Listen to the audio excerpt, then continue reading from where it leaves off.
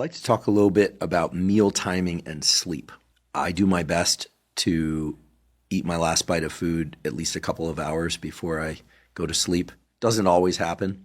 What do we know about how evening and nighttime meals impact sleep and next day glucose levels and regulation? Well, the party line is that you should not eat 3 hours before sleeping.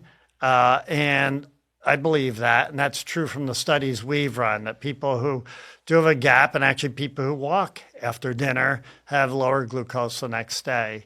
And if you go into the evening with a high glucose spike, in general, that correlates with poorer sleep.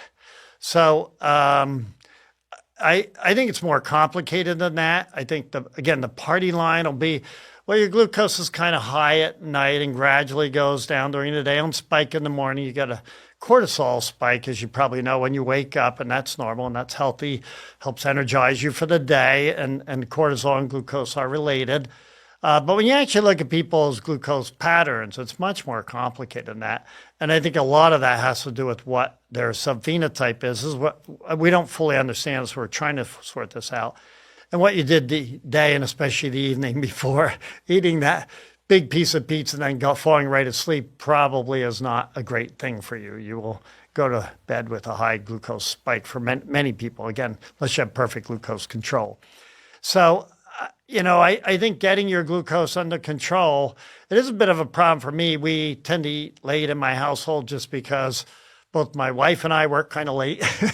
And so we tend to eat a little bit later, but I definitely do better if I can try and eat earlier. And then I definitely don't snack before bedtime, that sort of thing.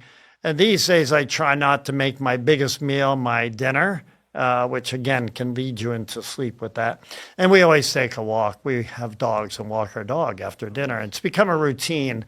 You mentioned earlier about behavior, and I think the key for good behavior is to get into these routines where you can just get into that. And I think it really makes a difference. So, always, and as I'm sure you know, going to bed, we had found that in some of our studies as well, going to bed the exact same time, those folks have lower glucose than those who have highly variable sleep timing.